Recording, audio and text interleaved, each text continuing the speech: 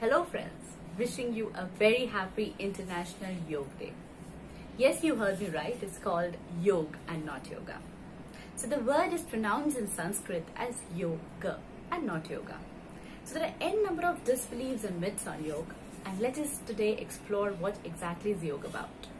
Is it about all the critical postures that we post on social media, or is something really very interesting? Let me take you to the basics of yoga, that is the Patanjali Yoga Sutras, but the very first definition of yoga is described as Chitta Vritti Nirodha.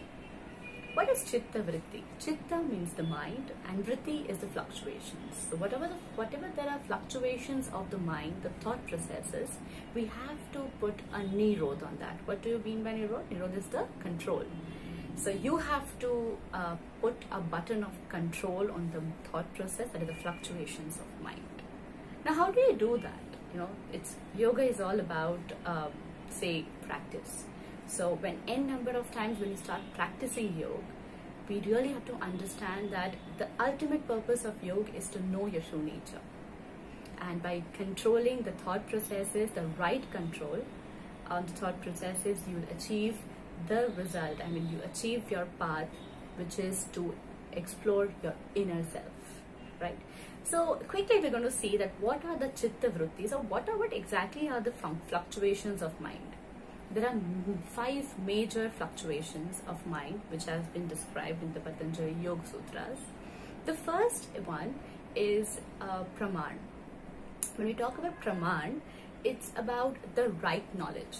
So whatever knowledge that we perceive in the day from any sources, we perceive it by 5 senses, right? Either we hear it, either we see it, either we touch it, either we feel it, either we taste it, or we smell it, right? So by using the 5 senses, we understand that this is the I think the medium through which we perceive the knowledge, right? So this is the first thing, the first fluctuation of our mind, the first thought processes that we come to know in our day-to-day lives is through 5 senses, which is called the first chitta vritti praman. So the source of knowledge that we get, and we keep thinking on it, and this is the first stimulus of the thought, right? The second one is viparya. So viparya means the false belief. So a lot of time is also called as the false knowledge or the misconceptions. So there are n number of times that we come to know about misconceptions of life. Maybe something is perceived through my eye, but the same thing can be perceived in a very different way by someone else. So we should have the knowledge of seeing the same object with everyone's eye. We have to understand that it's not that we ourselves are right, it's everyone who's right in their own eye. So that particular say chitta vritti, that process, that thought process, the control on the thought process of perceiving things, it should not be a misconception. That is viparya. The third one is called vikalpa. So vikalpa is imagination. So a particular person can imagine n number of things, and can live the entire life with that imagination. So the control on our imaginations is very important to actually have the stability of our mind. Let's go on the fourth one, that is called nidra, or the sleep. So sleep, as everyone loves, because that's the time when we actually rest our mind with all the busy schedules of our life, and there is so much stress in our lives. So to cave away from the busy schedules of our life, there should be a rest of mind, and that is through sleep. So it should not, the number of hours that we sleep, it should not exceed, it should not be very less. So something that really helps to maintain our physical as well as our mental health is very important. So the number of sleep hours is very important. Also with that, the quality of the sleep. So it's like the first, second and the third chitta vritti, when they are controlled in the right manner, you sleep properly. You have a very sound sleep, and you feel fresh the next morning. So that control on all the particular fluctuations of mind along with the sleep is very important to have a stable life. And the last one, the fifth one, is called smriti. Now smriti is called the memory.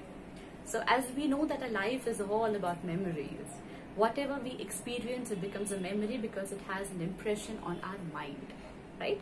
So when we have this collection of memories, because the life itself is called the collection of memories, as I told you, it's very important that you don't really think more and more on these kinds of thoughts, and these are waste thoughts. You don't really get clogged in these sort of thoughts where you continue to memorize yourself and you act in the past. You have to be in the present and work accordingly. So when you have a control in all of these 5 important chitta vrittis, that is the thought stimulus, when you have a control on the right knowledge to understand that, okay, whatever information I'm getting through my senses, how much to take and how much not to take, when you have a control on that, your life becomes stable. The second one is viparya, as I told you, is a misconception, right? So there are n number of misconceptions, and we start these misconceptions with hatred, rage, anger. So when you have a control and you understand that every individual has an eye to it, you understand what viparya is all about, and you have a control on your thoughts. The third one, as I told you, is vikalpa. So as our imagination is infinite and it's endless, the control on our imagination is also very, very important. And the same goes with the sleep and the memory, as I explained you.